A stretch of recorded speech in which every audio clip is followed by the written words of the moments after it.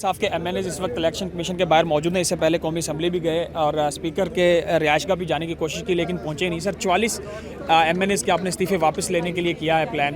اگر یہ بھی استعفے منظور کر لیے جاتے ہیں تو کیا کریں گے آپ لوگ؟ دیکھیں، اگر یہ استعفے بھی قبول نہیں اب ہو سکتے، چونکہ ہم نے آج صبح 8:30 بجے قومی اسمبلی کی آفیشیل ای میل بھجوا دی ہے کہ یہ 45 استعفے ہم واپس لے رہے ہیں. نمبر 1.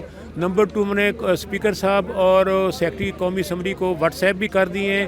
اس کی کاپی ہم نے الیکشن کمیشن آف پاکستان اور سپریم کورٹ کو بھی بھجوا دی ہے تھرو ای میل. اب اس کے بعد میڈیا پہ بھی آ چکا ہے، آفیشیل اسٹیٹمنٹ بھی آ چکی ہے. Secretary general party Asad Umar صاحب بھی کہہ چکے ہیں. اس موقع پہ اس وقت دن کے 11:15 بجے ہیں، اس وقت تک کوئی ایسی نوٹیفیکیشن نہیں آئی. اب آ بھی نہیں سکتی کیونکہ آن ریکارڈ ہماری جو ریکویسٹ ہے وہ پہلے رجسٹر ہو چکی ہے. اس کو کون چینج کرے گا؟ اگر ضرورت پڑے گی تو ہم سپریم کورٹ کو دروازہ کھٹکھٹائیں گے اور بالآخر یہ استعفے انہیں جو ودرال ہماری قبول کرنی پڑے گی. سر یہ پلان کیا ہے؟ 44 استعفے آپ لوگ واپس لے رہے ہیں اس کے جی 45. یہ آپ کا اگلا پلان کیا ہے؟ یہ ہماری حکمت عملی کا حصہ ہے، چونکہ ہم سمجھتے ہیں کہ جناب وزیر اعظم اپنا اعتماد کا ووٹ کھو چکے ہیں اور ارکان قومی اسمبلی کی اکثریت ان کے ساتھ نہیں ہے. جمہوریت کے لیے ضروری ہے کہ ان کے پاس مطلوبہ تعداد موجود ہو. ہم سب سے پہلے تو ہاؤس کے اندر جا کر ڈیمانڈ کریں گے صدر مملکت سے کہ ووٹ آف کانفیڈنس مانگا جائے جس طرح پنجاب میں مانگا گیا تھا وزیر اعظم سے. اور دوسرا، اپوزیشن لیڈر وہی ہوگا جس کے ساتھ اپوزیشن ارکان کی اکثریت ہوگی.